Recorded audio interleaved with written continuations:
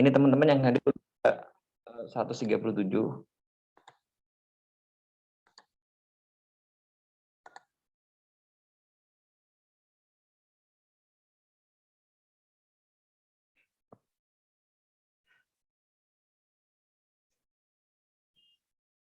Oke, apakah sudah terlihat pitch deck, slide presentasi saya? Sudah, Pak. Sudah, Pak. Sudah, Pak. Oke, saya mulai aja ya, Bu Ita ya. Untuk udah jam 9 nih, untuk menyingkat waktu. Oke, Pak, monggo pembukaan dulu sama berdoa. Oke, terima kasih. Assalamualaikum warahmatullahi wabarakatuh. Selamat pagi. Waalaikumsalam warahmatullahi wabarakatuh, Pak. Oke, jadi jumpa lagi pagi ini ya di program KMMI. Hari ini adalah pertemuan ketiga bersama dengan saya lagi dari perwakilan KES Teknologi Nusantara. Sebelum kita mulai, kita berdoa dulu ya. Berdoa, dipersilakan. Oke, selesai. Oke, sesuai dengan jadwal dan tema untuk hari ini di program KMMI IoT berbasis entrepreneurship. Jadi saya ingin menjelaskan tentang skema atau poin penting sebenarnya dari dari IoT itu adalah microcontroller dan embedded system. Jadi ini dan nanti ada beberapa materi tambahan terkait dengan microcontroller dan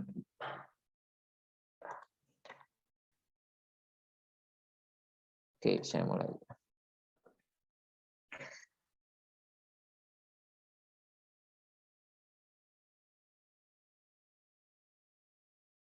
Sebentar ya, ini lagi loading.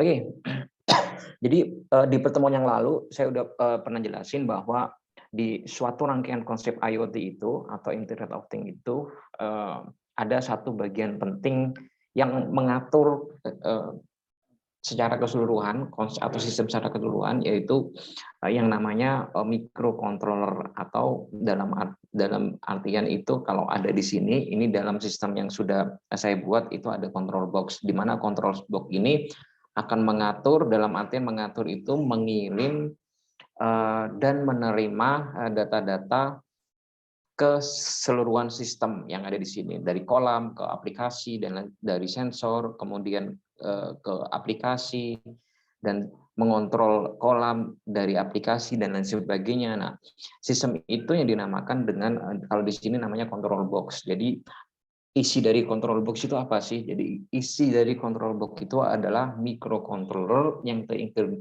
terintegrasi dengan embedded system. Embedded system itu dalam bahasa Indonesianya, bahasa sederhananya adalah sistem tertanam atau pemrograman tertanam. Jadi mungkin di sini bagi teman-teman yang non teknis elektro ya dalam artian, ataupun non teknis kayak dari sosial kayak manajemen dan hukum, mungkin bisa mengikuti. Saya akan berusaha menjelaskan secara sesederhana mungkin supaya mudah dipahami. Dan untuk materi ini mungkin saya akan menjelaskan kulitnya. Jadi saya tidak terlalu mendetail ke dalam. Kemudian berikutnya untuk yang mahasiswa dari teknik elektro, mungkin ini udah pernah dipelajari di bangku perkuliahan. Untuk lebih mendalamnya nanti bakalan ketemu saya di praktikumnya secara offline-nya nanti. Jadi nanti akan ada praktikum secara offline. Oke, itu saya lanjutkan. Jadi itu yang akan saya bahas pada pagi ini, itu adalah tentang bagaimana sistem atau konsep kerja dari sistem microcontroller dan embedded system yang ada di control box ini. Jadi step by step-nya yang akan saya jelaskan pada pagi ini adalah pengenalan microcontroller, kemudian microcontroller Arduino, kemudian apa itu embedded system, kemudian perlengkapan elektronik penunjang untuk bisa membuat microcontroller dan embedded system, kemudian beberapa referensinya, dan beberapa referensinya lagi. Dalam hal ini nanti akan saya jelaskan alat bantu yang lainnya, yaitu macam-macam alat ukur yang dipergunakan pada merancang embedded system dan microcontroller Arduino. Nah, microcontroller, jadi ini sebenarnya pada umumnya konsep microcontroller itu adalah semacam ini ya, kayak chip semacam ini. Ada beberapa jenis pabrikan yang mengeluarkan microcontroller kayak semacam dari APR, kemudian dari Intel, dan lain sebagainya. Itu mereka memproduksi dan mengeluarkan microcontroller ini. Dalamnya microcontroller ini sebenarnya kalau kita belajar secara lebih detail, bahannya itu adalah dari beberapa bahan semikonduktor kayak semacam germanium, silikon, dan lain sebagainya. Kemudian rangkaian di dalam microcontroller itu sebenarnya ada beberapa rangkaian-rangkaian yang udah terprogram dan tertanam. Biasanya itu dalam microcontroller adalah kumpulan dari salah satu komponen elektronika, yaitu transistor dan lain sebagainya. Nah, dari sini kita bisa membayangkan jadi apa fungsi transistor, mungkin nanti akan saya jelaskan sekilas. Jadi bisa jadi microcontroller itu adalah semacam otaknya yang bisa mengatur seluruh sistem itu bisa bekerja sesuai dengan yang kita harapkan. Konsep kerjanya adalah jadi seperti ini. Dalam suatu sistem microcontroller itu ada input. Input ini adalah apa yang kita inginkan pada sistem output. Jadi input, kemudian processing, kemudian output. Nah, input ini biasanya kita lakukan dalam bentuk pemrograman kalau di microcontroller ya. Jadi kita program apa yang kita inginkan pada sistem outputnya. Sehingga itu nanti akan diproses dalam sistem microcontroller ini. Jadi untuk menggunakan microcontroller ini kita harus menginputkan pemrograman. Jadi bahasa pemrograman yang digunakan pada pemrograman microcontroller atau hardware itu biasanya menggunakan bahasa pemrograman C. Di sini banyak sekali sebenarnya bahasa pemrograman, tapi yang lebih sering dan banyak dipakai untuk studi kasusnya ini adalah bahasa pemrograman C. Pada zaman saya dulu, sebelum familiar dengan bahasa C, itu bisa menggunakan bahasa mesin atau bahasa assembler, kemudian berkembang sehingga bisa sampai saat ini yang digunakan adalah menggunakan bahasa pemrograman C. Kemudian jenis-jenis microcontroller itu sangat banyak ya. Ini yang sudah di sini saya contohkan 2 aja supaya nanti tidak bercabang kemana-mana. Jadi lebih saya jelaskan secara simpel. Sebenarnya ada kayak AVL, ARM, kemudian Arduino dan sebagainya. Selain itu nanti pengembangannya itu ada di mikrokomputer dan lain sebagainya. Nah, ini adalah contoh mikrokontroller AVR yang sering saya gunakan dulu sebelum muncul yang terbaru ini, modul komputer Arduino. 6 ya Bu sama saya. Ferdi, Ana, Nafila, sama. Ada yang belum di-mute ya? Oh berarti itu nanti perwakilan aja gitu Bu. Siti Zulaika, bisa di-mute bentar?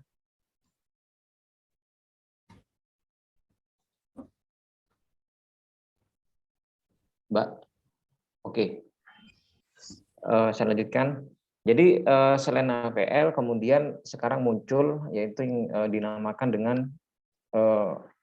Arduino, modul Arduino yang nanti akan kita pelajari kurang lebih secara detail, dan kita akan membangun konsep embedded system dan nantinya IoT itu menggunakan microcontroller ini. Jadi basicnya itu adalah pengetahuan dasar tentang microcontroller, dan di program ini akan saya pilih untuk penggunaan modul microcontrollernya Arduino karena yang pertama banyak di pasaran, kemudian yang kedua itu kita lebih paling mudah digunakan sampai saat ini dibandingkan dengan microcontroller lainnya. Jadi nanti akan kita gunakan ini dan akan kita bahas agak lebih mendetail untuk microcontroller Arduino-nya. Ini adalah antarmukanya, mungkin yang dari anak teknik elektroinformatika dan lain sebagainya mungkin sudah familiar atau sudah pernah menggunakannya. Jadi microcontroller Arduino ini sebenarnya sistemnya dibagi menjadi 2 pada umumnya, yaitu sistem input dan sistem output-nya. Jadi kita memasang kabel atau menjumper kabel istilahnya itu pada pin-pin yang sudah disediakan oleh modul Arduino ini. Nah, nantinya pin-pin ini diisi sesuai dengan apa yang kita ingin program dan sistem apa yang hendak kita buat. Misalkan contoh, saya ingin membuat display sensor suhu. Nah, sensor suhunya itu kan berupa sensor analog ya. Nanti akan ada tersendiri bab sensor transducer. Nah, analog itu berarti kita masukin pada analog pin ini. Salah satu pinnya itu kita masukin pada pin ini. Ada analog pin 0, 1, 2, 3. Nah, di sini kita coba masukkan, bisa kita pilih antara 0 sampai 3. Nah, kemudian setelah itu sensor itu ingin kita display itu menggunakan LCD gitu kan.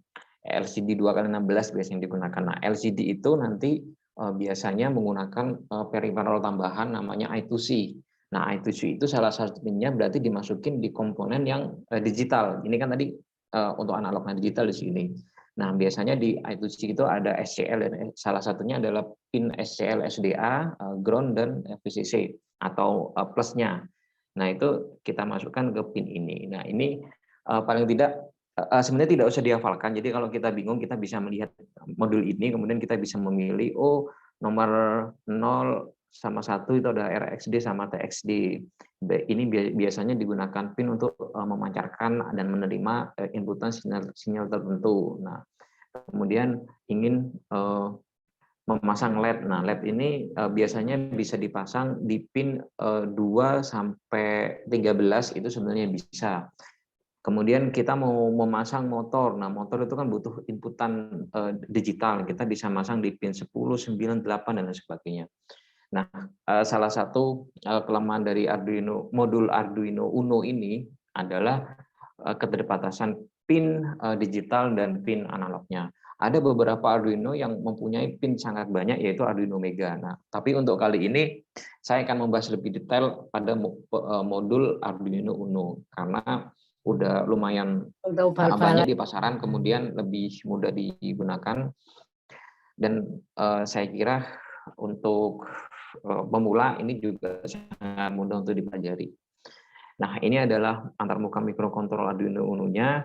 Mungkin saya akan lebih jelaskan lebih detail untuk fungsi pinnya dan kapasitas dari mikrokontroller Arduino ini. Mikrokontroller ini menggunakan chips mikrokontroller Atmega 328. Jadi modul Arduino Uno ini menggunakan jenis mikrokontrollernya, chipsnya itu menggunakan Atmega 328. Bisa beroperasi pada tegangan 5 volt, jadi namanya mikro pastinya itu adalah kecil dan tegangannya dibentukkan tidak besar, yaitu sekitar 5 volt udah bisa bekerja. Kemudian untuk inputan tegangan yang disarankan itu antara 7 sampai 12 volt. Jadi jangan memang bisa bekerja pada 5 volt, tapi untuk referensi tegangannya yang digunakan, yang diinputkan pada sistem mikrokontroller ini adalah 7 hingga 12 volt. Kemudian batas tegangan inputnya itu adalah 0 sampai 20 volt, jumlah pinnya 14, kemudian jumlah pin input analognya 6, kemudian ada arus DC yang bisa yang bisa digunakan pada sistem input. Itu ada yang 5 volt dan ada yang 3,3 volt. Biasanya 3,3 volt ini untuk sensor, biasanya untuk menghidupkan sensor itu biasanya bisa menggunakan 3,3 volt. Kemudian ada memori flash-nya, itu kita menggunakan Atmega 328 sistem ini ya, kapasitas dan mengeksekusi programnya. Kemudian ada RAM-nya, EEPROM-nya, clock speed-nya. Nah, clock speed-nya ini biasanya kalau di semacam istilahnya di bahasa elektronika itu namanya komponen kristalnya. RAM dan EEPROM ini dengan akurasi dan penyimpanan datanya. Nah, ini adalah skematiknya. Arduino Uno ini untuk skematiknya itu di open source-kan, dibuka. Jadi mungkin akan timbul pertanyaan, apakah bisa kita merakit sendiri modul Arduino Uno?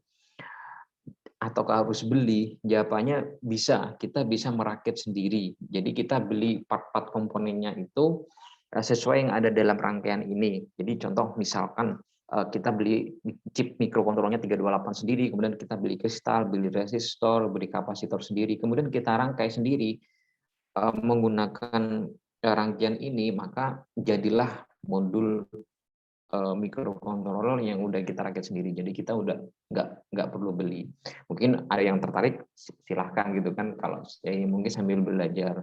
Nanti mungkin dari mempelajari skematik ini kita bisa bikin modul mikrokontroler sendiri, ciptaan kita sendiri. Itu sangat dimungkinkan sekali.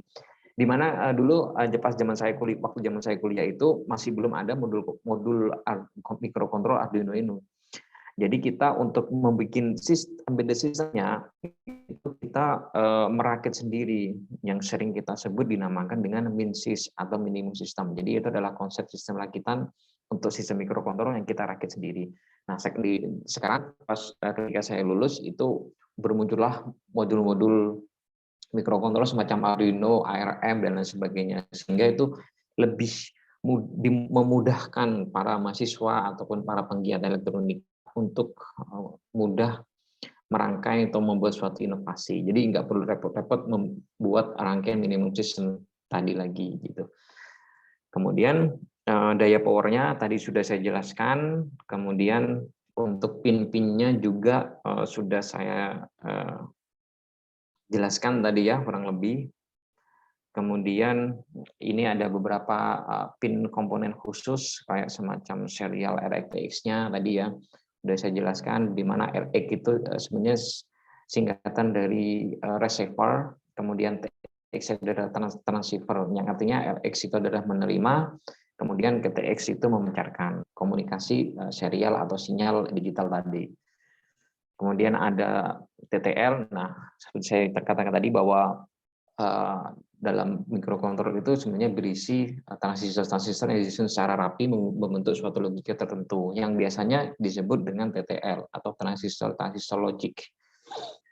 Kemudian ada pin-pin yang fungsinya itu bisa dikhususkan pada fungsi tertentu. Contoh kayak di sini external interrupts itu bisa menggunakan pin 2 dan 3.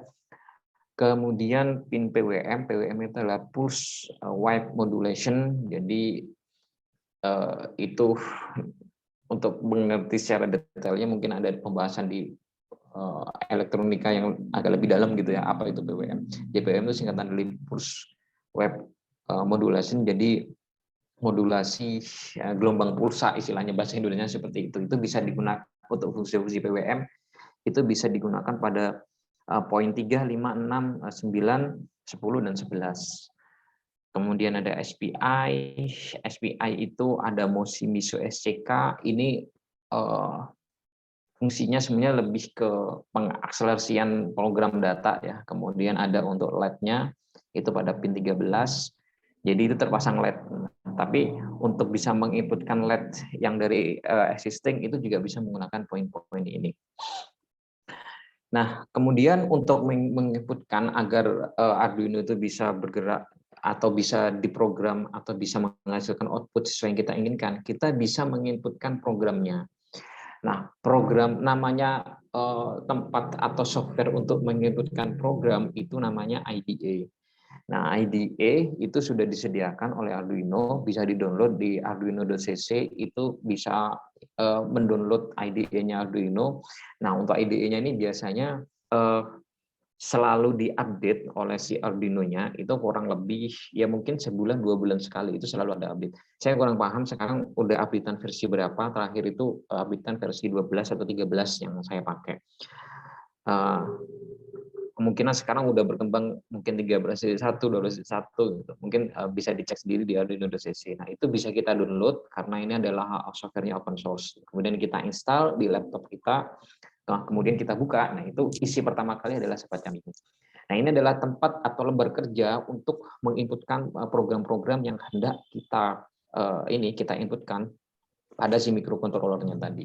Nah, untuk pemrograman ini akan ada sesi tersendiri nanti dengan saya saya akan menjelaskan pemrogramannya secara sederhana dan mungkin yang basic-basic aja. Untuk pengembangan yang pemrograman lebih lanjut mungkin bisa dieksplor sendiri di rumah karena waktunya juga lumayan singkat nantinya.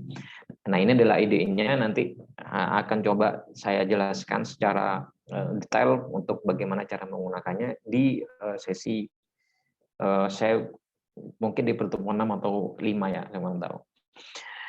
Nah, ini nanti bisa dipersiapkan ya teman-teman masing-masing di rumah untuk mendownload ID-nya ini. Dia Arduino DCC. Nah, kemudian itu tentang microcontroller Arduino. Nah, kemudian sekarang kita masuk ke apa itu embedded system. Jadi embedded system itu adalah semacam komponen tertanam atau sistem komponen tertanam yang mengintegrasikan antara si hardware dan si software. Jadi si device ini yang kita analogikan pada sistem embedded system itu merupakan suatu sistem yang tidak bisa bergerak atau berjalan sendiri tanpa adanya sistem software. Jadi ini saling terintegrasi. Hardware dan software itu saling terintegrasi. Itu yang dimaksud dengan embedded system. Nah, jadi di sini menurut beberapa ini ya pakar dari beberapa perguruan tinggi di luar negeri, Michael Lombard dan Anthony Massa, untuk embedded system itu sebenarnya bagaimana kita mengintegrasikan atau mengkombinasikan hardware dan software.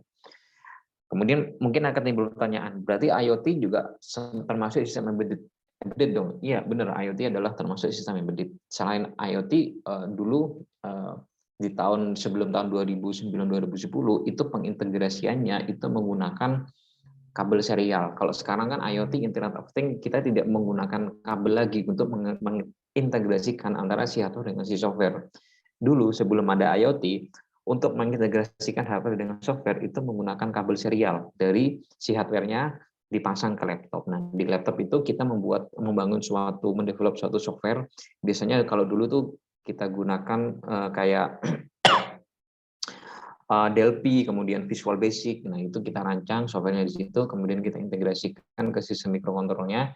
Kemudian si device-nya itu bisa kita kontrol dan kita monitoring menggunakan software yang kita buat di laptop tadi atau di komputer tadi.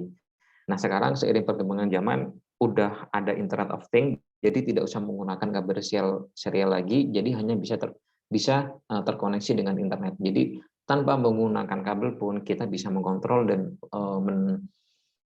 memonitoring si device-nya tadi itu menggunakan komputer atau bahkan sekarang sudah bisa menggunakan smartphone. Nah, itulah yang dimaksud dengan Internet of Things atau IoT itu. Nah, kita arahnya tujuannya ke sana, bagaimana kita bisa mengontrol atau memonitoring device apa saja itu menggunakan menggunakan komputer, menggunakan web service atau menggunakan smartphone.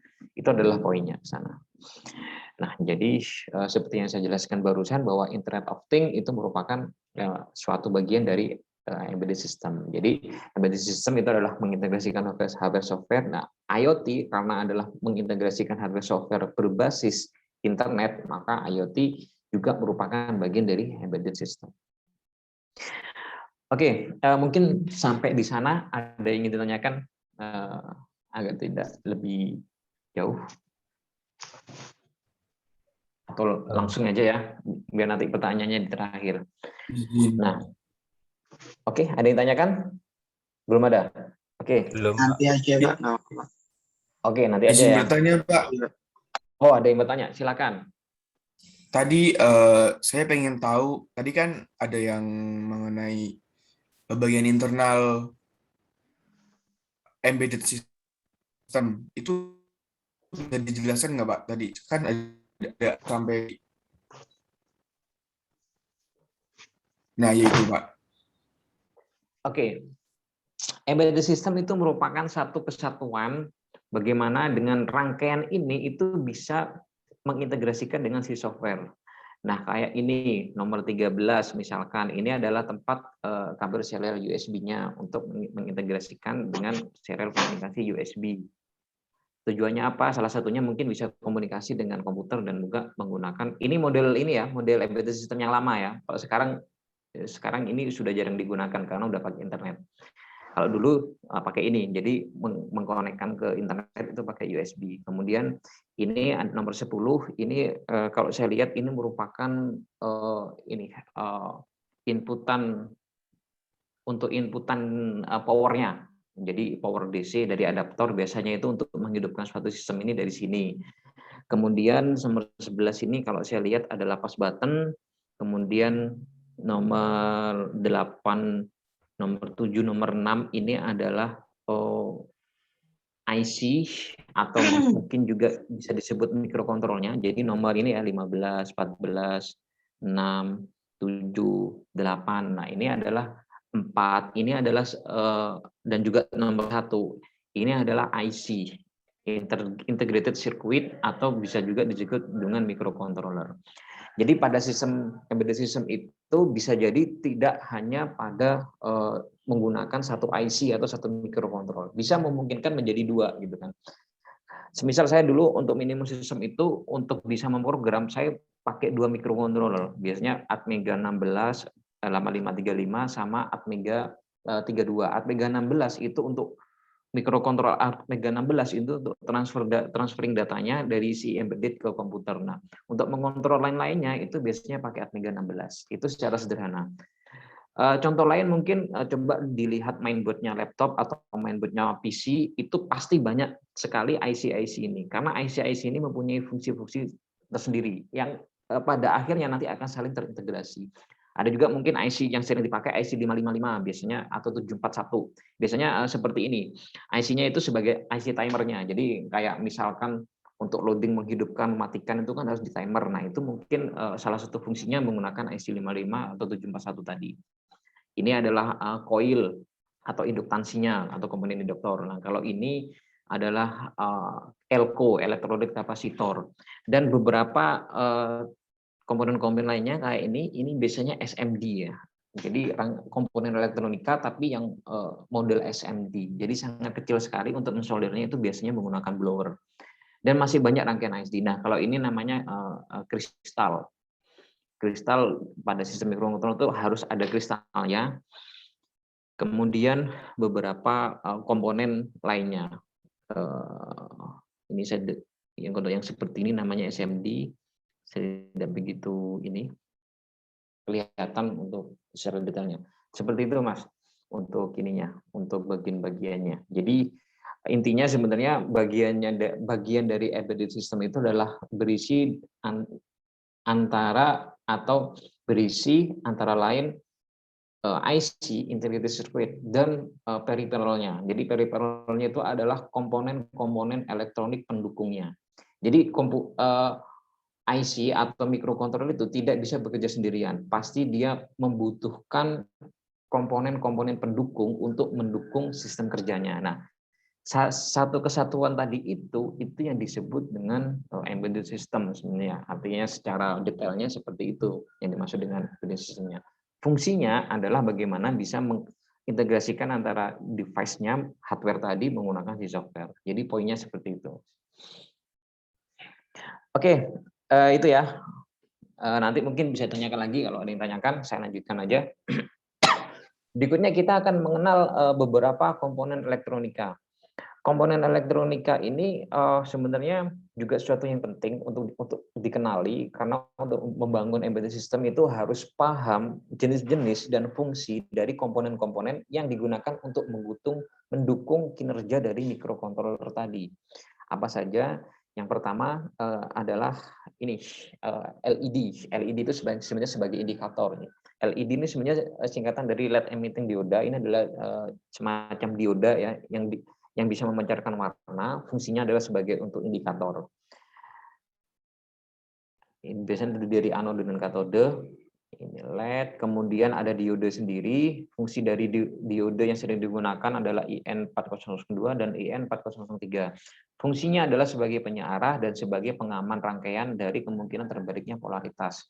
Jadi polaritas negatif ke positif, positif negatif. Nah, itu adalah fungsi dari dioda. Kemudian ada resistor, komponen-komponen pendukungnya. Resistor ini bentuknya seperti ini ya. Biasanya ini dulu di pelajaran SMP atau SMA fisika itu biasanya udah dapat. Nah, biasanya fisika ini biasanya resistor ini lengkapi dengan gelang-gelang warna. Nah, gelang-gelang warna itu yang menunjukkan berapa nilai kapasitansi dari resistor ini. Satuannya adalah ohm. Fungsi dari resistor ini adalah bagaimana sebagai penahan arus listrik, menurunkan tegangan, pembangkit tegangan, dan bekerja sama dengan transistor dan kapasitor pada suatu rangkaian elektronika, termasuk rangkaian embedded system ini, untuk bisa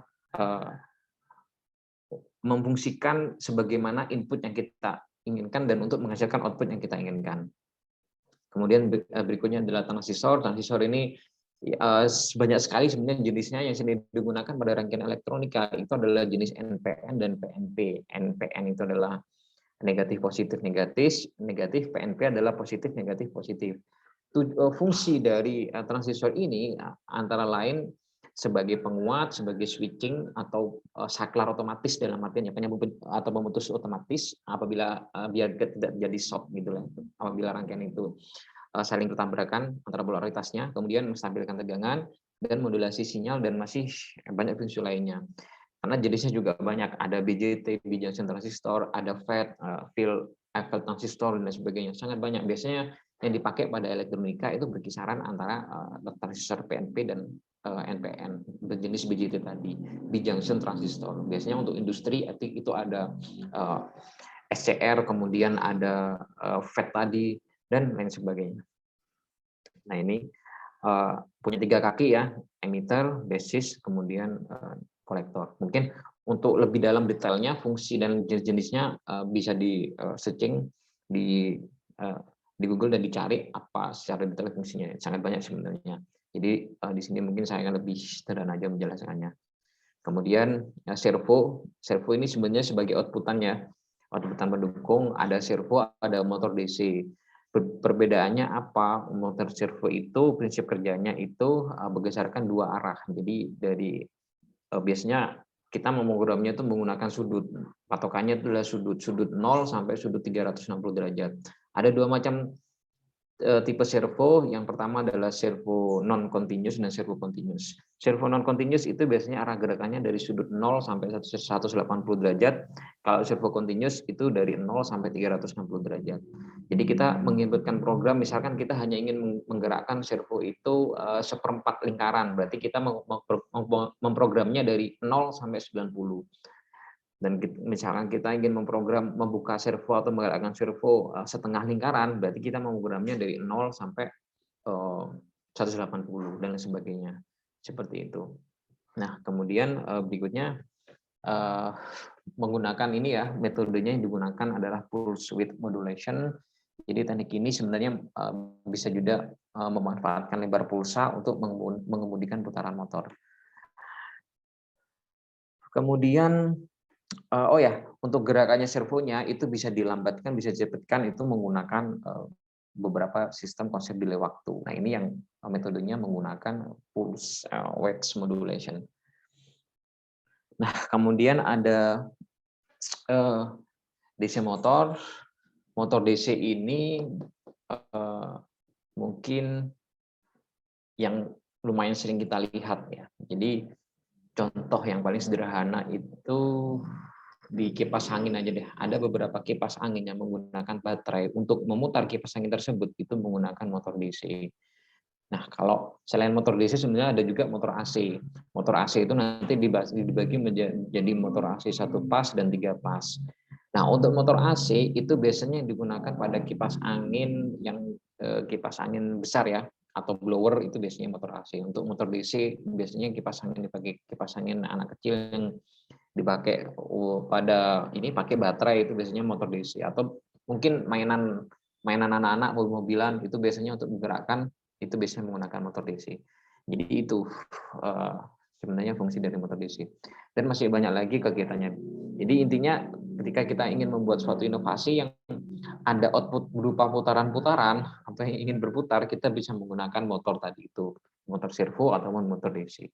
Apakah bisa menggunakan motor AC jika kita ingin membutuhkan torsi yang besar? Jawabannya adalah bisa. Tentu harus kita integrasikan pada konsep sistem relay atau kontaktornya supaya bisa hidup dan mati menggunakan bantuan sistem relay tadi. Kemudian IC ini juga sudah saya jelaskan tadi, yaitu integrated circuit. Nah, integrated circuit ini ada berbagai macam, banyak jenisnya di pasaran, mungkin bisa dicek, sangat banyak sekali, mungkin ratusan atau bahkan ribuan kalau menurut saya jenis IC ini. Jadi sebenarnya tidak usah dihafal, kita tinggal cari aja apa yang kita butuhkan untuk apa, itu kita bisa cari di datasheet-nya. Kemudian ada pass button. Pass button ini adalah sistem pemberi instruksi on off atau reset on dan lain sebagainya, itu menggunakan pass button ini. Jadi pass button itu pada umumnya ada dua, pass button untuk reset dan pass button untuk on off. Kemudian ada potensiometer. Potensiometer ini sering disebut dengan variabel resistor atau resistor variabel atau rheostat. Jadi ini sebenarnya resistor yang bisa di-adjusting. Di-adjusting itu diubah nilai tahanannya atau nilai resistansinya itu menggunakan switch ya. Jadi contohnya seperti ini, switch itu gunanya untuk mengukur berapa tahanan yang kita inginkan. Konsepnya sebenarnya ini sering dari gambar dan bentuknya aja kita tahu biasanya ini digunakan pada untuk mengukur ini ya melakukan adjusting pada volume, entah itu volume radio, volume type atau volume ini ya volume TV atau volume kipas angin. Kipas angin zaman dulu kan masih pakai seperti ini untuk mengurangi dan atau pun tap di mobil itu zaman dulu biasanya untuk menambahkan atau mengurangi suaranya menggunakan potensiometer ini. Jadi yang dirubah itu sebenarnya adalah nilai tahanannya. Semakin tahanannya besar, biasanya suaranya semakin besar. Ketika tahanannya kecil, suaranya berangsur menjadi kecil. Kemudian berikutnya adalah fotoresistor. Fotoresistor ini sering kita sebut biasanya kalau kita cari di toko elektronika namanya LDR atau light dependent resistor. Resistor fungsinya ini adalah untuk bisa juga difungsikan sebagai sensor cahaya. Karena sifat dari LDR ini mempunyai kepekaan terhadap cahaya. Biasanya ini digunakan pada solar cell. Jadi untuk biasanya menentukan atau men-tracking arah solar cell itu biasanya menggunakan LDR ini. Jadi kemana cahaya itu pergi, maka si solar cell itu akan mengikuti arah cahaya itu. Itu adalah fungsi yang paling sederhana pada penggunaan fotoresistor. Dan masih banyak lagi, biasanya lampu otomatis biasanya digunakan lampu pinggir jalan itu. Kalau misalkan udah nggak ada cahaya, lampunya kan hidup ya. Kemudian kalau cahayanya mulai ada, itu lampunya akan mati. Nah itu adalah salah satu fungsi atau aplikasi dari fotoresistor. Nah, berikutnya adalah tentang alat ukur dan pengukuran. Jadi ini yang untuk membantu kinerja teman-teman teknisi atau teman-teman engineer di bidang elektronika, itu dibantu beberapa alat kerja yang digunakan untuk membangun sistem tadi atau mendevelop inovasi yang kita inginkan tadi. Jadi ini nanti untuk praktikumnya pasti juga akan menggunakan beberapa alat yang akan saya jelaskan berikut ini. Yang pertama adalah avometer. Avometer itu singkatan dari ampere, volt, dan ohm. Di mana ampere itu adalah satuan dari arus, volt adalah satuan dari tegangan, dan ohm adalah satuan dari resistansi. Jadi untuk mengukur berapa besarnya arus, tegangan, atau tahanan yang masuk atau yang keluar dari suatu rangkaian itu bisa menggunakan avometer ini. Avometer biasanya disebut dengan multitester. Nah, avometer ini biasanya digunakan pada pada semua jenis rangkaian. Jadi misalkan kita mau beli suatu resistor, kita bingung nih, ini berapa tahanannya ya? Daripada kita bingung menghitung gelangnya, kita bisa langsung aja men-switch jas-nya di cek tahanan, kemudian kita hubungkan dua pensil di avometer ini pada kaki-kakinya resistor. Nah, itu kemudian akan menunjukkan berapa tegangannya. Analog ini penunjukannya itu menggunakan jarum, kalau yang digital itu sudah berupa angka. Biasanya untuk kepresisian itu menggunakan yang digital, jadi analog sekarang udah lumayan jarang dipakai karena kurang presisi, karena penunjukannya menggunakan jarum. Kalau yang digital itu kan sampai berapa poin di belakang titik itu muncul tegangannya. Kemudian alat bantu elektronik lain antara lain yaitu timah. Saya jelaskan dari solder dulu. Solder ini digunakan untuk merekatkan komponen tadi, entah itu resistor, IC, kapasitor dan lain sebagainya pada boardnya atau pada pada PCB-nya. PCB itu adalah bahan dari semikonduktor juga yang digunakan untuk merekatkan komponen-komponennya. Nah, untuk merekatkannya itu biasanya menggunakan timah. Nah, kemudian fungsi dari sedot timah itu apabila terjadi kesalahan solder, ingin mencabut lagi komponennya, itu biasanya menggunakan sedot timah ini. Caranya itu dengan memanaskan soldernya, kemudian dihisap dengan sedot timah, maka komponen yang timah yang merekat itu akan lepas. Dan biasanya solder itu kalau sering dipakai akan hitam-hitam atau tidak lengket. Nah, untuk mencegah itu menggunakan pasta solder tadi agar tidak lengket tadi. Nah, itu adalah beberapa. Nah, sebenarnya masih ada yang saya lupa naruh di sini, itu ada breadboard-nya atau kayak lebar kerja lagi. Sebenarnya itu tanpa menggunakan solder. Nanti mungkin untuk praktiknya menggunakan itu, tapi untuk diusahakan untuk ininya untuk membuat inovasinya itu sudah menggunakan PCB dan beberapa alat bantu ini. Itu sebenarnya kemudian yang digunakan. Kemudian masih ada sih sebenarnya beberapa, tapi itu tidak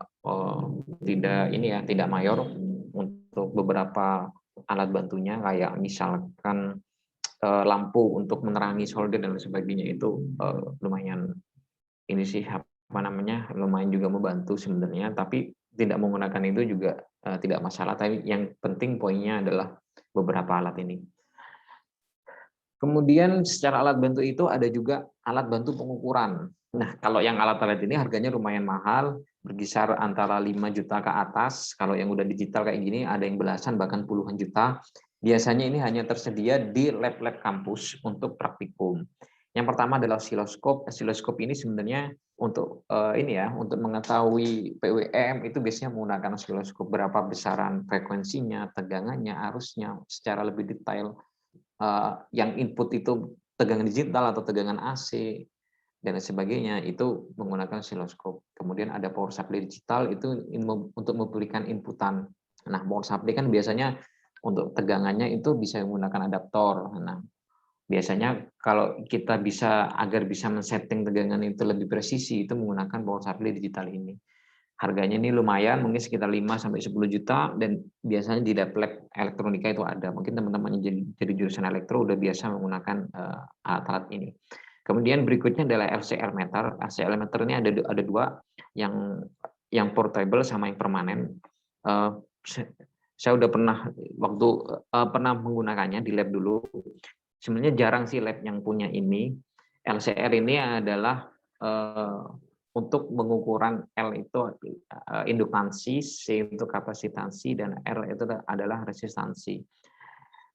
Jadi kayak LCR ini kan nggak bisa dihitung atau nggak bisa diukur menggunakan avometer, maka alat pengukur untuk indukansi, kapasitansi itu menggunakan LCR meter ini. Yang ini ada LCR meter yang portable, ini aja harganya juga lumayan mahal, berkisar antara 3 juta ke atas, apalagi yang ini, yang permanen ini, yang besar ini, yang digital ini juga lumayan mahal. Kemudian yang terakhir adalah ada function generator. Jadi function generator itu, ini kurang T tulisnya ya, function kurang T. Function generator itu fungsinya adalah sebagai alat yang digunakan untuk pembangkit sinyal atau pembangkit rangkaian pembangkit sinyal atau pembangkit gelombang juga. Jadi gini, di elektronika itu ada sinyal digital dan sinyal analog, sinyal sinus dan lain sebagainya. Ada berbagai macam sinyal. Kalau di ini ya, nah ini aja sebagai contoh. Nah ini kan ada yang kotak-kotak ya. Kemudian ada yang berupa gelombang seperti ini sinus, ada yang segitiga, ada yang sinyalnya tajam seperti ini. Nah, untuk bisa menghasilkan sinyal seperti ini itu dibutuhkan namanya rangkaian osilator. Rangkaian osilator itu adalah rangkaian pembangkit gelombang. Nah, biasanya dibutuhkan namanya rangkaian misalkan kita ingin memberikan inputan gelombang kotak, maka dibentuklah rangkaian osilator gelombang kotak. Nah, kita kan harus merakit dulu. Nah, sekarang udah ada alatnya namanya function generator, entah itu digital, sinus, segitiga, kotak, dan lain sebagainya, itu menggunakan function generator ini. Jadi kita bisa setting. Saya pada rangkaian saya ingin mentesting berapa output yang dihasilkan kalau saya memberikan inputan berupa gelombang segitiga atau berupa gelombang kotak. Gitu. Oh ternyata outputannya oke nih kalau nggak banyak noise-nya. Nah untuk mengukur noise-nya itu diukurnya menggunakan oscilloscope function, outputannya dihubungkannya dengan rangkaian osiloskop ini untuk mengetahui seberapa bagus sinyal yang dihasilkan oleh rangkaian kita. Nah itu fungsi dari alat bantu pengukuran ini. Tuh, nah berikutnya ini ada beberapa video. Video ini saya ambil dari tugas mahasiswa yang saya ampu pada semester lalu pada mata kuliah microcontroller ya. Jadi tugasnya itu kemarin saya suruh untuk membuat suatu rangkaian elektronik, rangkaian microcontroller, dan ini menggunakan karena online menggunakan simulasi ya. Kemudian rangkailah rangkaian tersebut pada suatu software simulasi dan simulasikan untuk menghasilkan output yang diinginkan. Nah, kebetulan tugasnya kemarin outputnya itu untuk bisa mendisplay sensor suhu. Sebentar ya.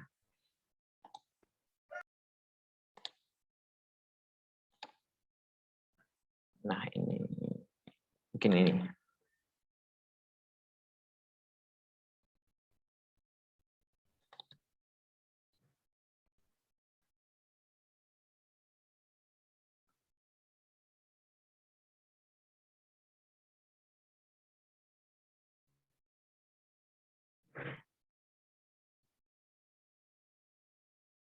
Nah, ini untuk displaynya. Jadi berapa nanti itu akan berubah sesuai dengan itu. Jadi rangkaiannya bisa dirangkai melalui software simulasi ini. Ini sensor suhunya, ini displaynya. Kemudian programnya bisa diketikkan di sini. Untuk belajar program sebenarnya udah banyak contoh-contohnya, tinggal kita bisa mampu memahami nggak maksud dari program tersebut seperti apa. Oke, itu mungkin yang bisa saya sampaikan untuk materi ini. Mungkin ada yang tanyakan, silakan.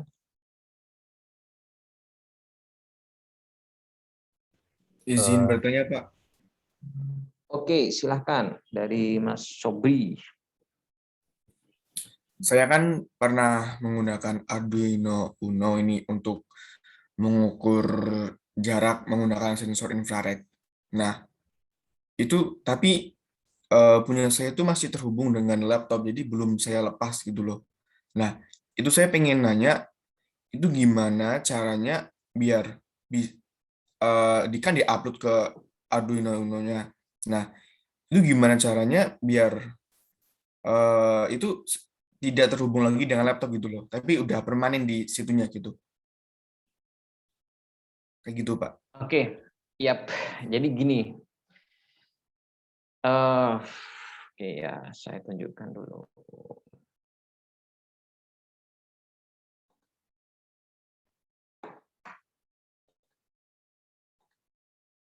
Oke, saya kembali lagi ke sini.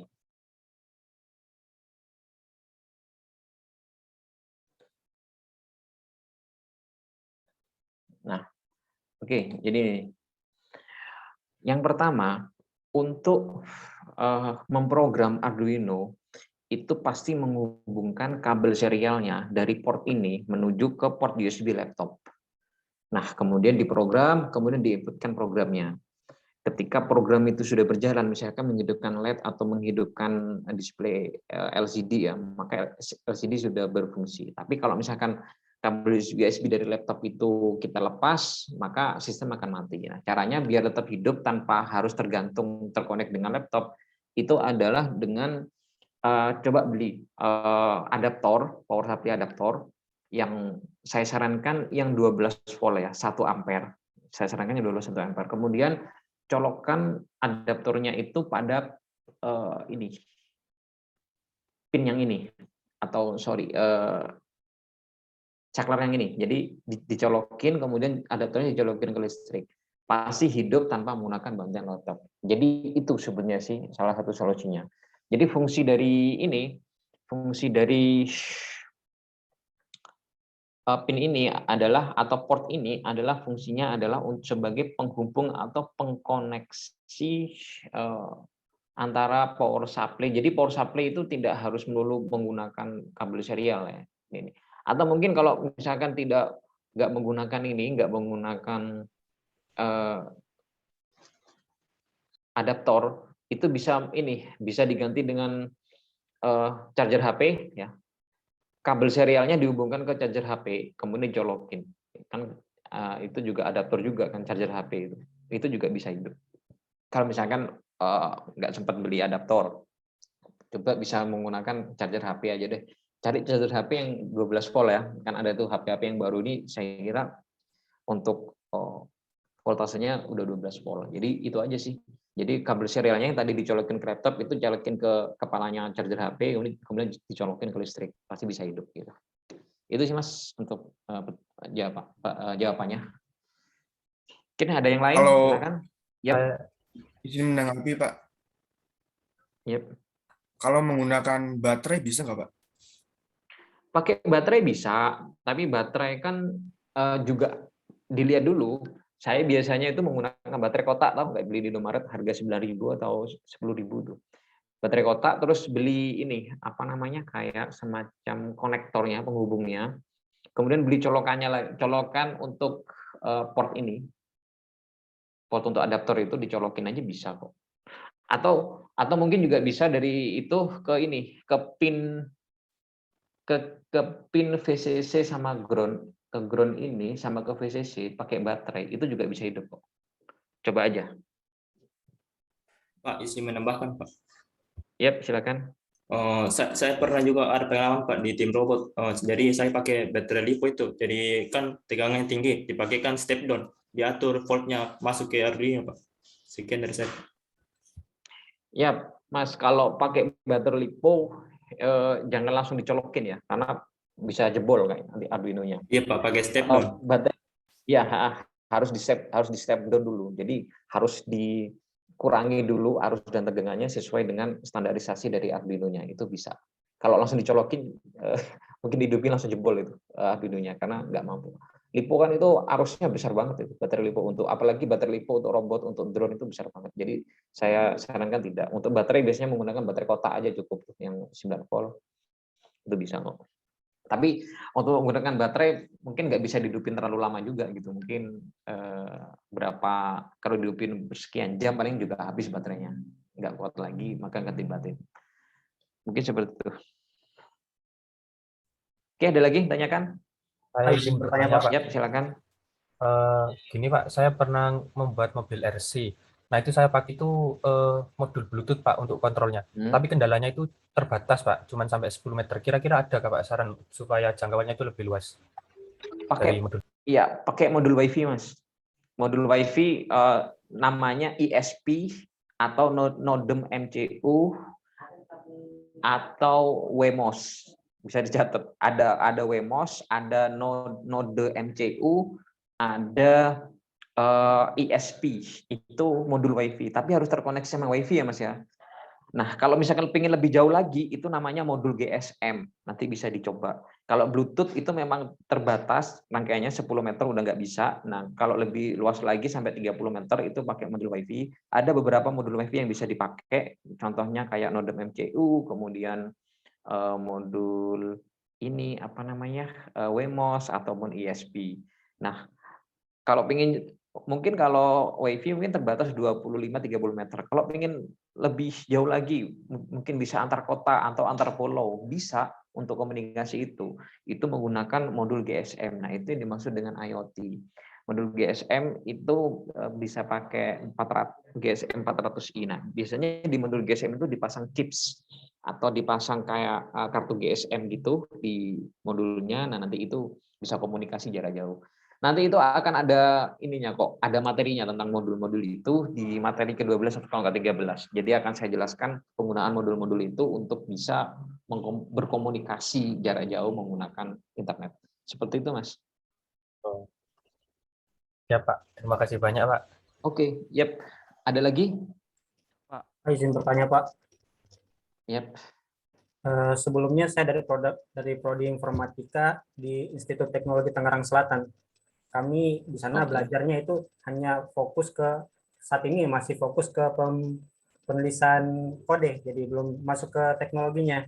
Yang ingin saya tanyakan yang itu untuk mikrokontrol lain, pemberian instruksinya pakai apa ya Pak? Apa yang dibutuhkan dan gimana cara masukkannya selain Arduino? Oke, Mas. Bentar ya. Coba saya searching sambil saya ini ya. Jadi selain Arduino, kalau pengen lebih dalam lagi belajar microcontroller itu bisa menggunakan bikin sendiri rangkaian minimum sistem menggunakan code Vision AVR namanya. Ini lebih susah daripada Arduino. Kalau pengen lebih lagi, instruksinya pakai apa ya, bahasa pemrogramannya sama menggunakan bahasa pemrograman C. Nah,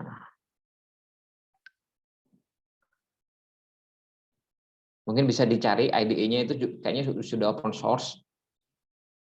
Ini kan tadi kalau nggak salah tanyanya selain Arduino ya.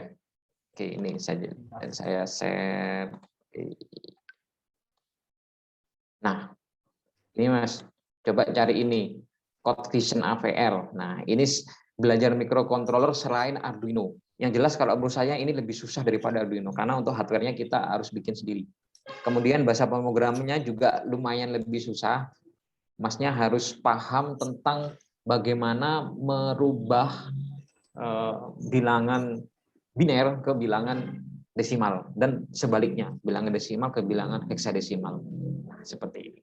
Ini bahasa pemrogramannya. Ini saya rasa lebih susah. Zaman saya kuliah ini belajar ini. Ini lebih susah daripada Indonesia, lebih rumit dan harus paham tiap pin-pinnya itu fungsinya apa. Kalau sekarang kan tinggal colok aja. Kalau ini masih solder dan lain sebagainya. Kemudian ini rangkaiannya seperti ini. Rangkaian minimum sistem mikrokontroller.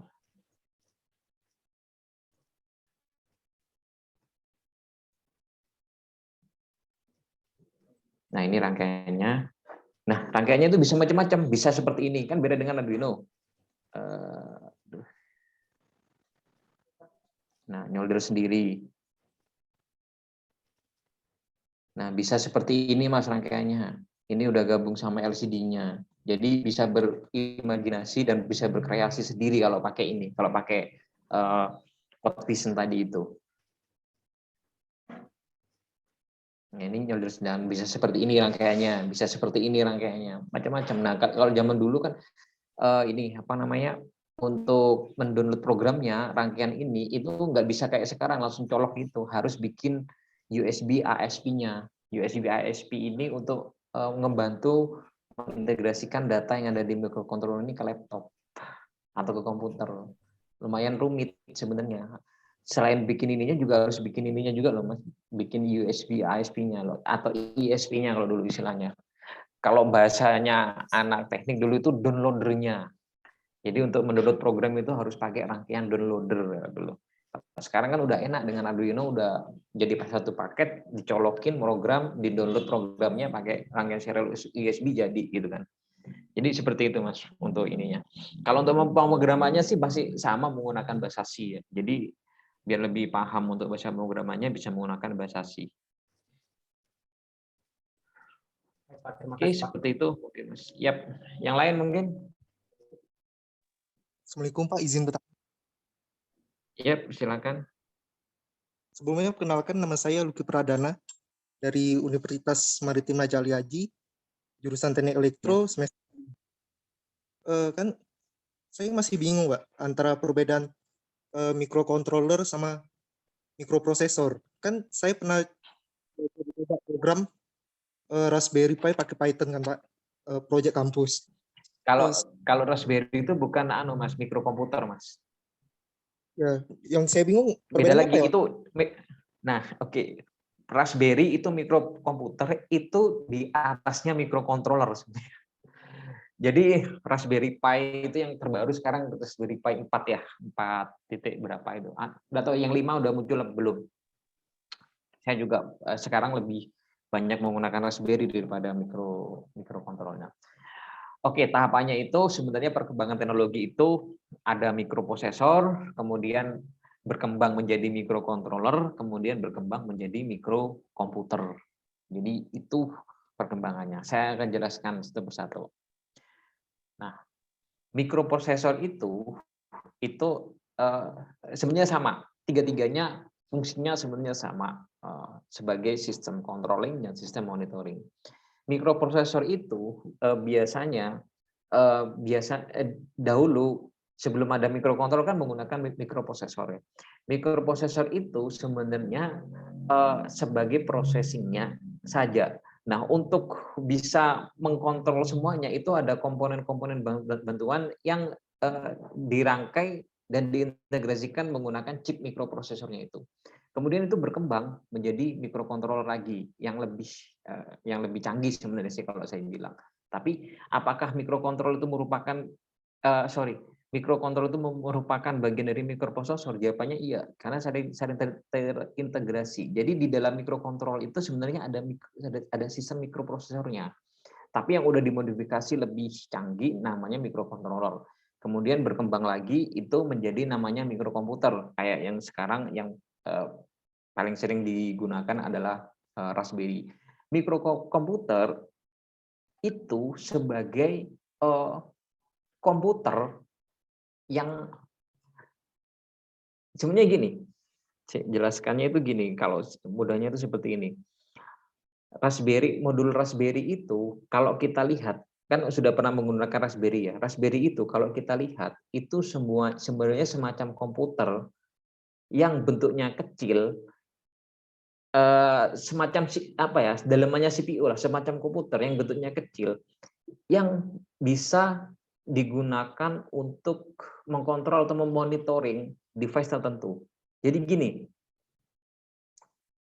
mikrokontrol itu kalau kita ingin jalankan, kita butuh komputer, butuh laptop, ya enggak? Mikrokontroler nggak bisa digunakan, nggak bisa diprogram itu tanpa menggunakan komputer atau laptop. Nah, di mikrokomputer itu sebenarnya kita udah ketika nyolokin buka dengan menambahkan ke serial monitor itu sudah apa ya, sudah langsung jadi komputer, nggak usah ada tambahan mikrokontroler lagi. Jadi sebenarnya gitulah. Jadi mikroprosesor itu kalau menggunakan mikrokontrol itu sebenarnya udah menggunakan mikroprosesor. Menggunakan mikrokomputer itu sebenarnya di dalamnya udah ada mikrokontrolnya, udah ada mikroprosesornya. Jadi seperti itu tahapannya. Jadi kayak kalau misalkan ibaratnya, saya ibaratkan apa yang mudah ya? Alat transportasi aja deh, gini. Mikrokomputer itu mobil, mikrokontroler itu sepeda motor, mikroprosesor itu sepeda pancal. Analoginya seperti itu, biar lebih mudah membayangkan. Jadi kalau kita ingin mengkontrol atau ingin untuk pergi ke suatu daerah, apakah bisa menggunakan sepeda pancal? Bisa, tapi resikonya yaitu tadi ngos-ngosan karena menggunakan tenaga manusia, kemudian kayak semacam hemat mungkin kelebihannya karena nggak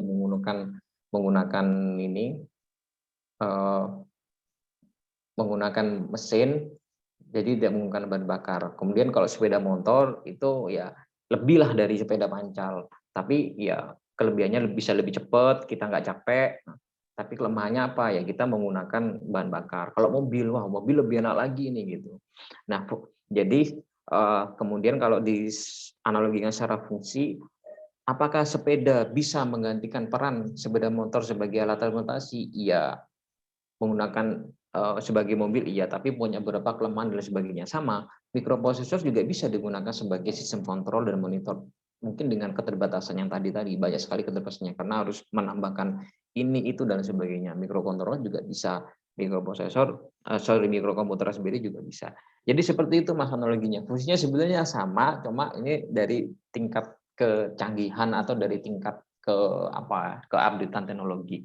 Kalau saya analogikan kayak alat transportasi tadi, sepeda itu mikroprosesor, kemudian mikrokontroler itu sepeda motor, mikrokomputer itu mobil. Seperti itu. Selain itu saya mau nanya, Pak. Yap. Arduino tadi kan kita biasa pemrograman pakai bahasa C. Yap. Kita pakai bahasa pemrograman lain kayak Python itu bisa, Pak? Soalnya Python itu implementasi untuk AI mudah, Pak.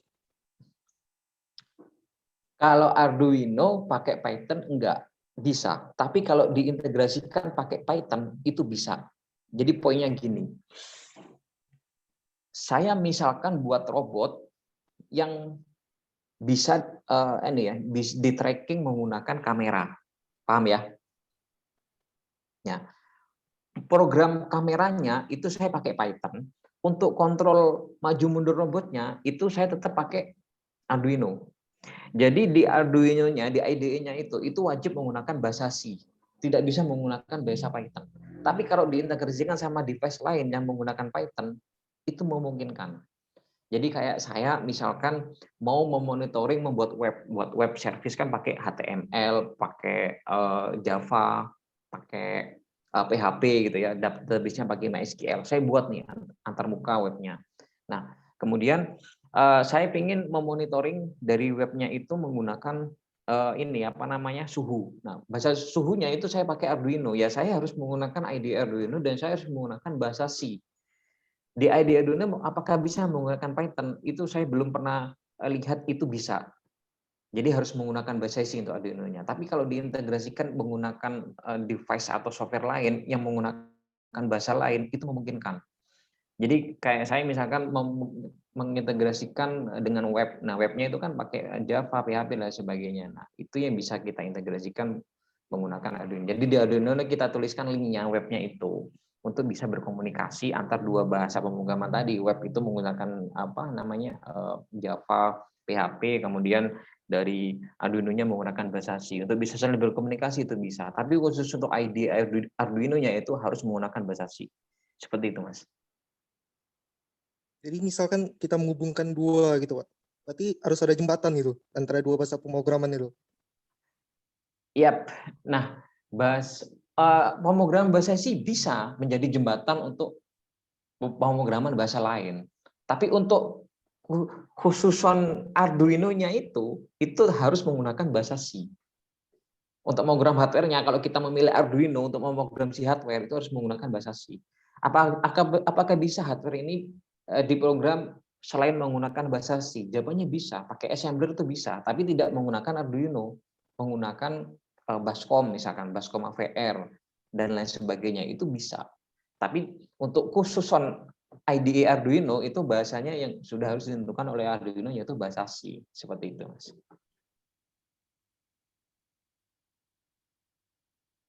Baik, Pak. Terima kasih atas informasinya, Pak. Oke, siap.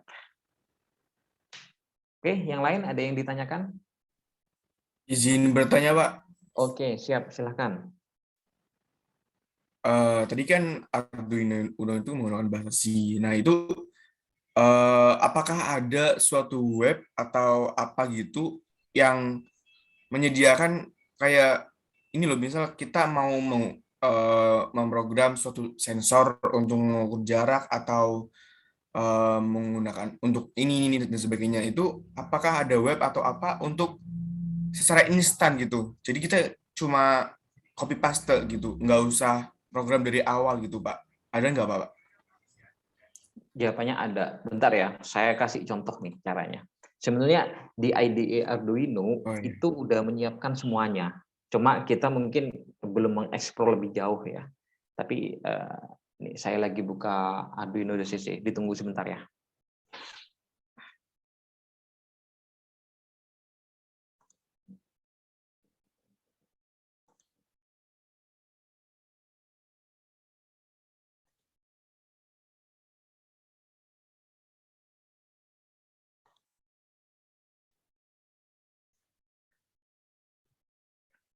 Sebentar, ini masih agak loading dikit.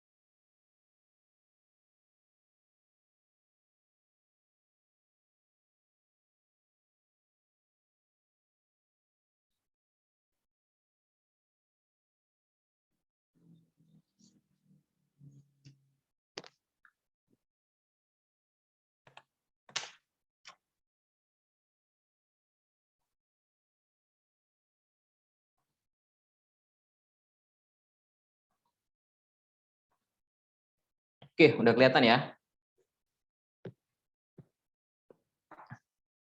Oke, saya bikin new aja. Nah, ini ketika kita sebenarnya Arduino itu menyediakan ini. Nah, di file, di example. Nah, Mas tadi yang tanya udah kelihatan ya? Halo? Udah, Pak. Oke. Sudah, Pak, ada, Pak. Oke, di file, kemudian di example. Nah, itu sebenarnya banyak contoh-contoh program. Misalkan basic apa ya, yang sensor aja deh. Saya mau bikin sensor ping. Sensor ping itu sensor jarak. Kita klik. Nah, ini udah ada contoh sketch-nya. Aduh, error ya. Bentar ya.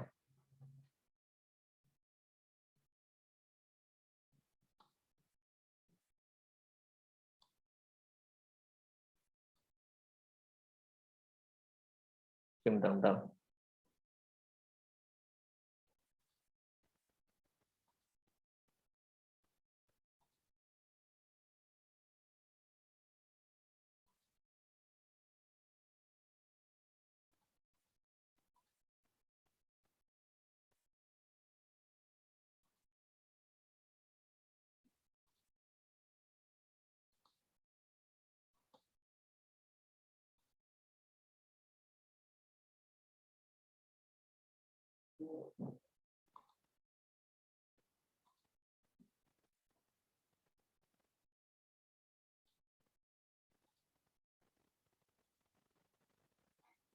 Oke, nah ini Mas.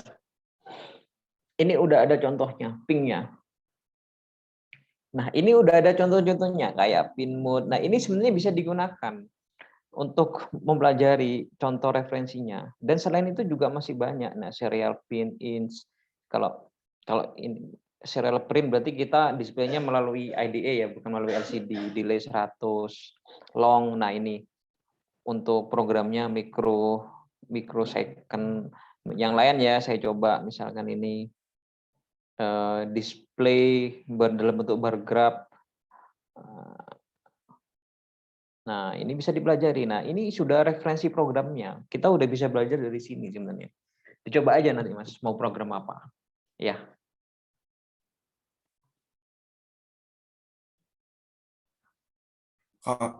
Nah ini ya, Pak, dari... Nah ini kontrol, kita ingin kontrolnya apa, banyak ini. Arduino ISP, starter kit-nya apa. Ini, nah basicnya kita ingin membuat LED blink. Ini bisa kita klik. Nah ini ada contoh program LED blink contohnya ini, digital write, di high sama di low. Itu Mas, tapi cuma ya, karena yang buat orang sana ya, jadi bahasa Inggris. Nanti mungkin bisa diartikan sendiri bahasa Inggrisnya. Oke, itu ada lagi yang ditanyakan? Silakan. Izin bertanya, Pak. Itu kan kalau dari example ya Pak. Kalau dari selain example, misal kayak di web apa-apa gitu, ada nggak? bisa ketik aja di Google, banyak banget bentar ya. Di Google itu saya nih misalkan ini ketik aja, mungkin belajar apa nih? Belajar pemrograman running led Arduino. Nah,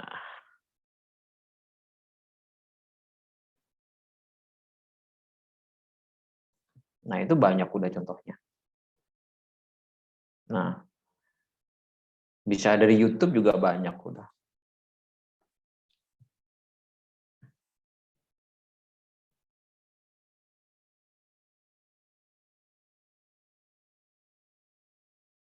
Nah, ini udah banyak. Nah, ini bahannya, pemrogramannya ini sudah ada, bisa dipahami itu banyak contohnya programnya. Tinggal di copy paste aja ke idenya Arduino, di running bisa gitu kan. Tapi belajar dari seperti ini kita nggak paham maksudnya digital write itu apa, delay itu apa. Dan mungkin akan saya jelaskan sederhana. Apa sih digital write, analog write?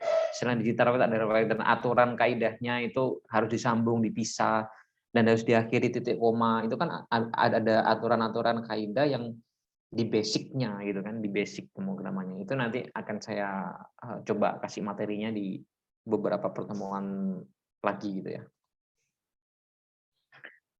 Oke, ada lagi yang tanyakan? Silahkan. Terima kasih, Pak. Oke. Izin menanggapi, Pak ya. Yap, silakan. Menanggapi dari yang pertanyaan yang tadi memprogram Arduino menggunakan Python itu, Pak.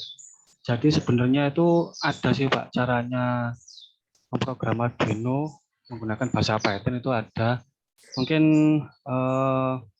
buat Masnya tadi mungkin bisa di searching gitu. Ada yang namanya protokol Firmata. Jadi itu nanti kita sebenarnya di Arduino juga sudah ada ya, di example itu ada example mengenai Firmata itu.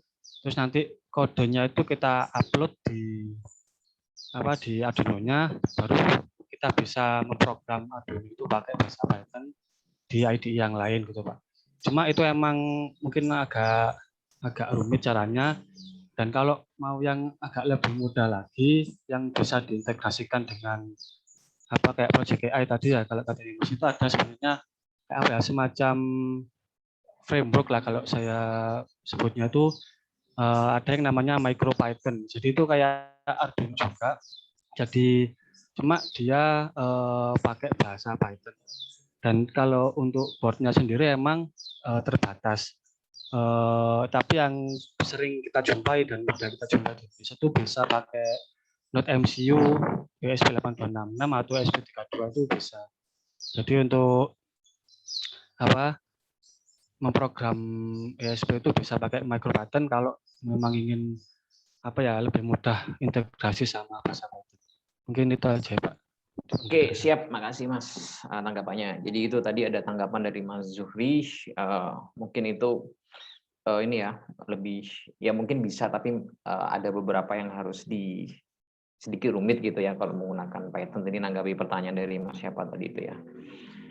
Tapi ya untuk ini pada KMMI ini mungkin saya karena programnya waktunya terbatas, jadi saya ambil yang paling cepat aja lah, cara yang paling cepat yang menggunakan Arduino kita program gitu kan untuk buat alat atau buat device baru, lokasi baru gitu.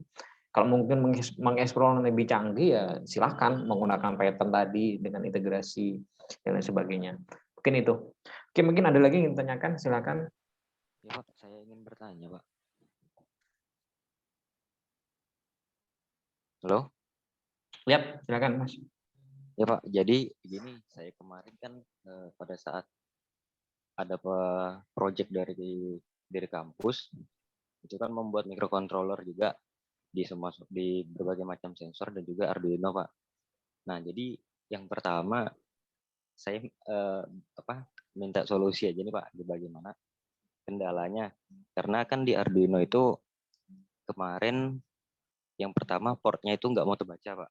Nah, yang pertama portnya nggak mau terbaca. Nah, apakah itu IC-nya kita ganti atau kita burun saja menggunakan Arduino yang lain, Pak? Itu saja, Pak. Oke, jawaban saya sederhana, beli aja Arduino yang lagi, Mas, yang lebih bagus, yang harganya lebih lebih mahal dikit ya. Mungkin bisa jadi gini, oke, ini ada beberapa Arduino yang di pasaran, yang berada di pasaran itu kayak Arduino Clone, Arduino Uno dan sebagainya. Kalau pengen dengan kualitas yang bagus itu yang seperti tadi itu yang Arduino Uno yang benar-benar bukan tembakan kan. Arduino ada yang buat ini kan, yang tembakan dari China itu, yang clone itu. Nah itu harganya murah, tapi itu sepengalaman saya di program 5 kali, di download program 5-6 kali udah hang gitu kan, udah nggak bisa. Ada lagi kemudian program Arduino yang lebih tinggi kualitasnya kayak Arduino Mega, itu portnya banyak, kemudian dari sisi kualitas itu juga lebih bagus. Sebenarnya ciri-cirinya itu kalau Arduino yang kualitasnya bagus itu, bentar ya. Ini sepengalaman saya ya, mungkin ada teman-teman yang lebih untuk lebih pengalaman di Arduino. Bentar.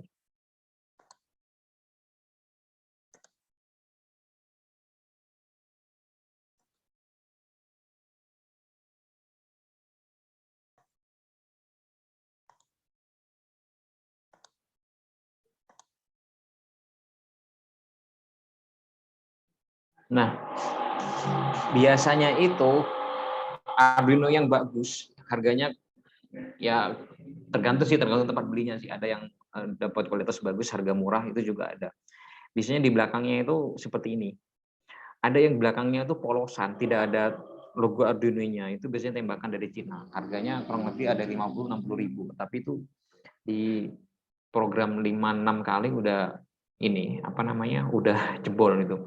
Nah untuk Arduino yang bagus itu harganya biasanya di kisaran antara 80-90 ribu sampai 100, ada yang 200 gitu dan sebagainya, tergantung tempat tokonya beli gitu ya. Kalau saya sih biasanya beli di Surabaya, itu ada tempat saya langganan, itu bagus walaupun clone tapi kualitasnya bagus dan harganya juga lumayan miring, antara 80-90 ribu nggak salah.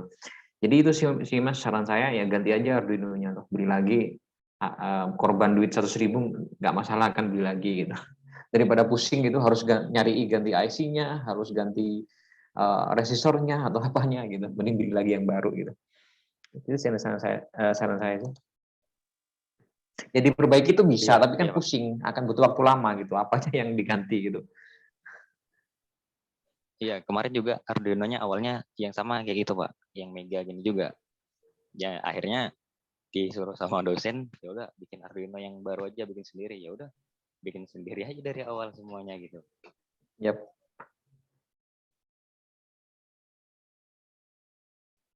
Oke, ada lagi yang tanyakan? Silakan. Pak, izin bertanya, Pak. Yap, silakan. Kan pada Arduino diketahui bahwa clock-nya itu 16 MHz kan, Pak. Nah,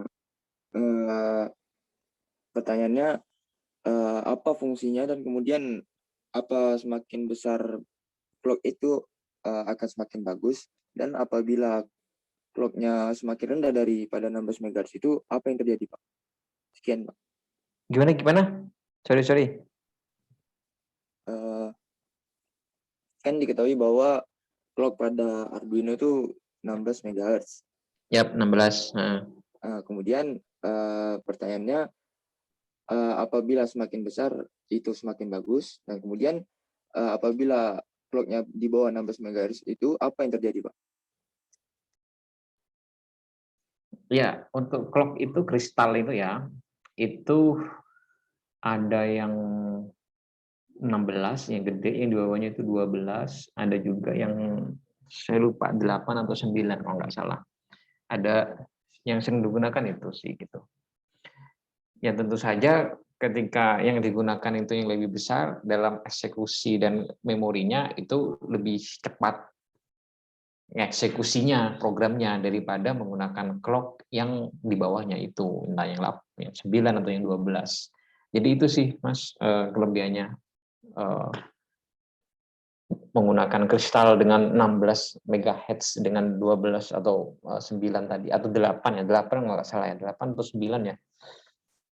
di eksekusinya, di eksekusi programnya itu tentunya lebih cepat yang pakai 16 daripada yang pakai 12 atau 9. Seperti itu, Mas. Baik-baik, Pak. Terima kasih, Pak. Yap.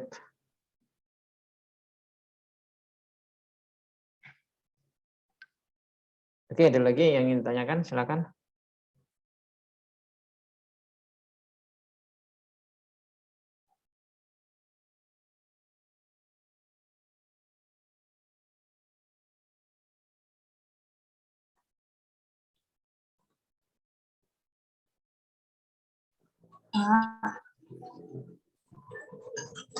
Assalamualaikum.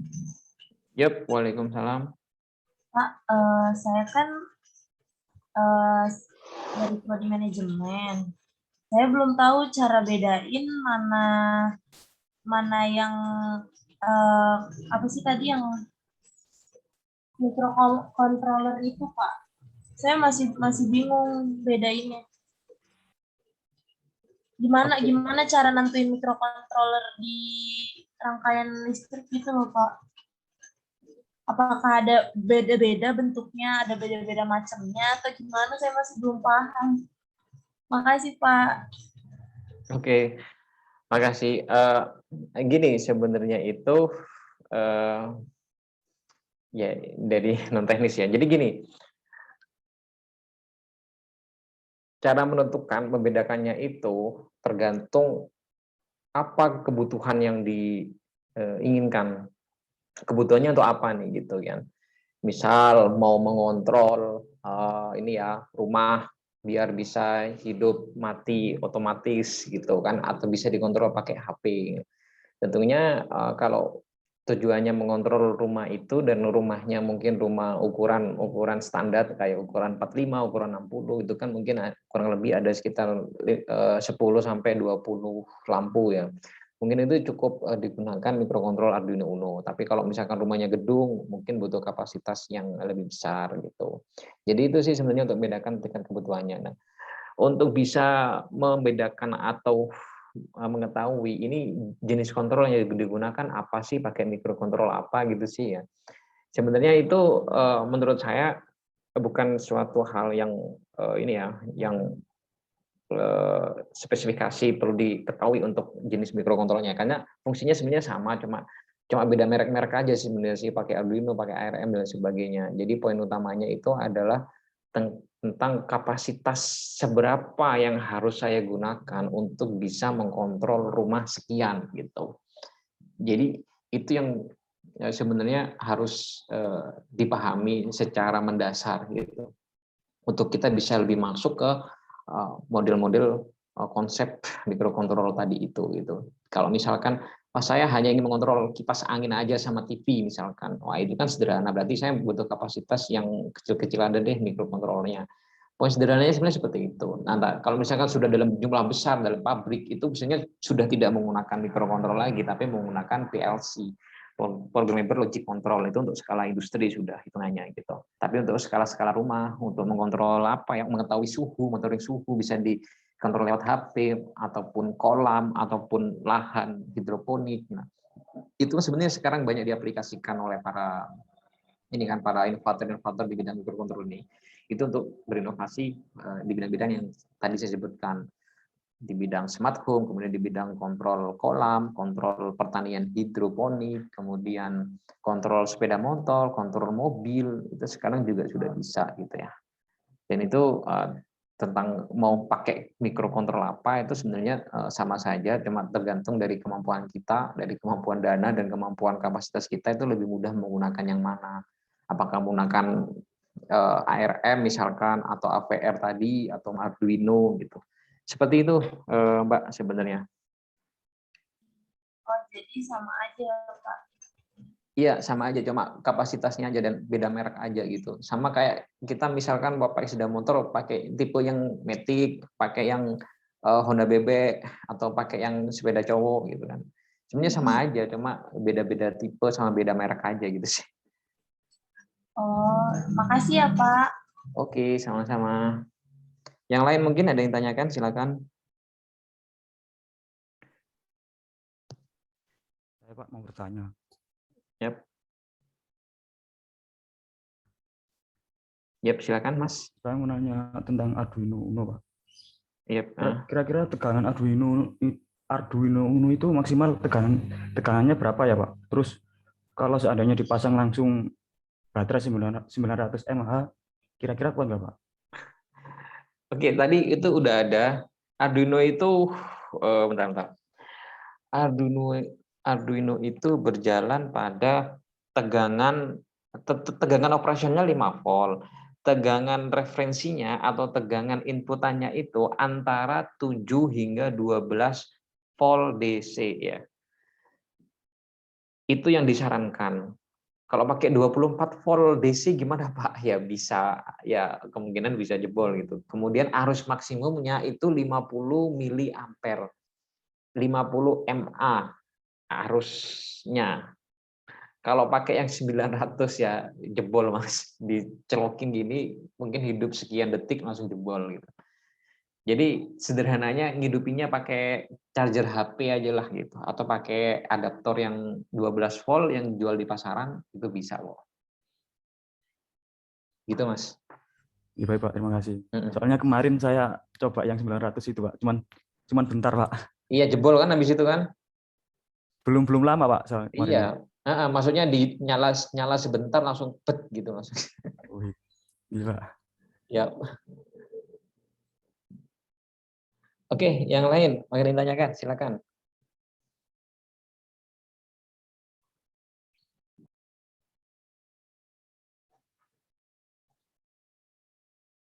Udah nggak ada. Kalau nggak ada, Bu Ita, gimana Bu Ita? Iya Pak, monggo. Kalau mau diakhiri, berdoa dulu sama-sama dan ditutup. Oke, makasih Bu Ita. Jadi itu mungkin ya untuk materi microcontroller dan embedded system. Mungkin untuk praktikumnya nanti bagi yang ingin hadir di Unisma di pertemuan 10, 1, 11 mungkin bisa hadir, nanti bisa mencoba sendiri, atau mungkin yang udah ada pengalaman itu bisa membantu teman-temannya nanti dalam praktikum. Nanti akan ada praktikumnya dan nanti per kelompok itu nanti sudah mulai bisa dibayangkan, sudah mulai bisa diskusi untuk membuat suatu semacam inovasinya. Oke, oh ya, untuk materinya nanti ini ada pembaruan akan saya update di portal ya, sekaligus saya akan inputan untuk materi sensor dan transducer besok. Jadi mungkin itu, jadi nanti tiap tim atau kelompoknya yang terdiri dari 10 orang tadi itu bisa berdiskusi untuk membahas kira-kira mau bikin apa. Kan sekarang udah mulai ada gambaran tuh, apalagi sudah tiap kelompok ada teman-teman dari teknik elektro, jadi udah mulai ngebayangin, wah saya nanti mau bikin inovasi smart home yang canggih, yang misalkan yang belum ada lah sekiranya gitu, dan kita bisa nyiptain itu, ya, silahkan. Atau mungkin di bidang bangunan, sebenarnya sederhana aja sih gitu. Misalkan untuk di perpustakaan ya, untuk memonitoring berapa jumlah pengunjung, itu kan juga bisa gitu, dan lain sebagainya. Oke. Mungkin itu yang bisa saya sampaikan. Kalau ada pertanyaan mungkin bisa nanti di pertemuan berikutnya, atau mungkin bisa menghubungi Japri saya, atau mungkin nanti bisa di sesi praktikum ya, mungkin bisa lebih jelas, lebih detail. Jadi itu inputannya. Sekarang udah mulai ada bayangan mau bikin apa.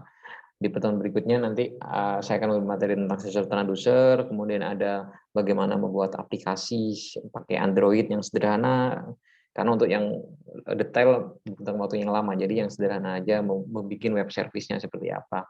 Gitu, nanti mungkin ketika saya ngasih materi mungkin bisa sambil praktek ya di rumah, siapin laptop praktek gitu, seperti apa. Oke, mungkin itu saya akhiri ya untuk pertemuan kali ini. Sebelum kita akhiri, kita berdoa dulu. Berdoa dipersilahkan. Oke, selesai. Oke, terima kasih atas perhatiannya. Saya ucapkan terima kasih sebanyak-banyaknya. Waalaikumsalam warahmatullahi wabarakatuh. Assalamualaikum warahmatullahi wabarakatuh dan selamat siang. Waalaikumsalam.